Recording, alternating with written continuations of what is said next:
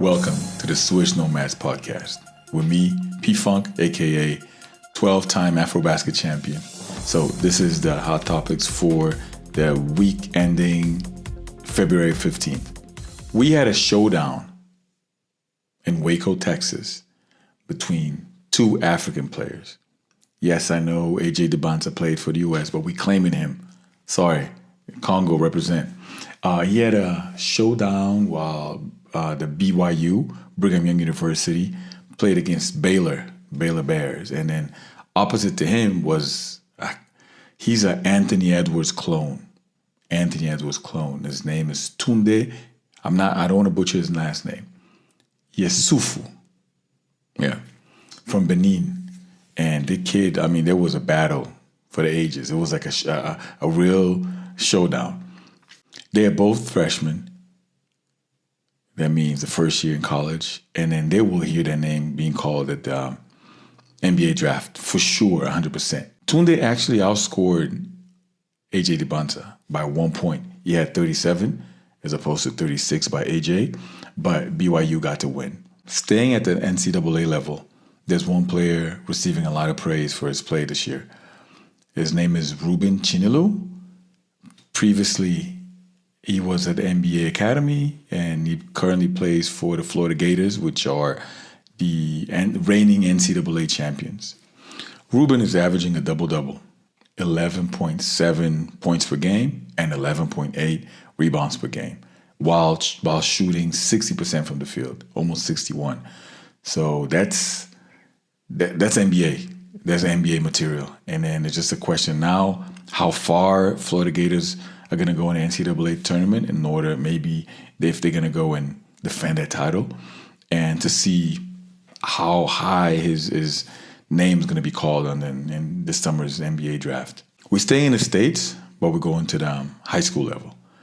The number one big in the country is a kid from Guinea, former MVP of the 2023 U16 Afrobasket. And he won the MVP, and Guinea won the title. His name is Arafandian. He currently plays for Iowa United. Iowa United is one of the best high schools in the States. He's already committed to the University of Houston, which is, coincidentally, I just talked about Ruben. Ruben plays for University of Florida, and they beat Houston. They beat Houston at the NCAA title game. Championship game, right? But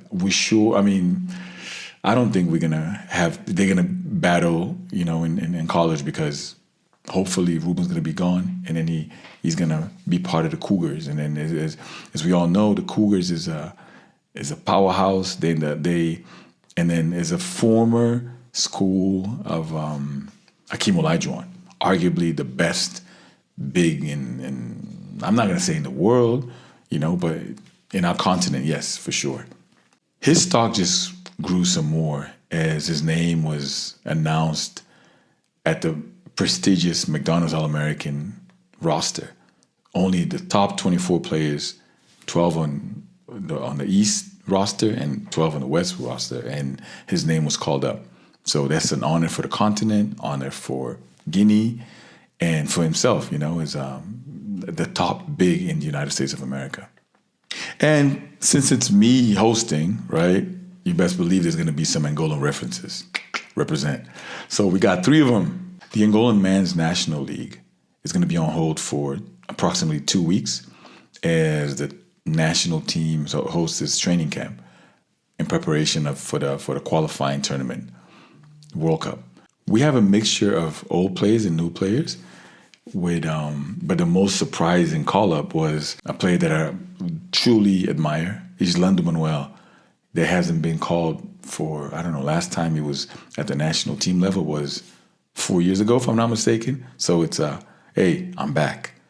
The second hot topic might sound like a revenge game. Bruno Fernando used to play for Real Madrid.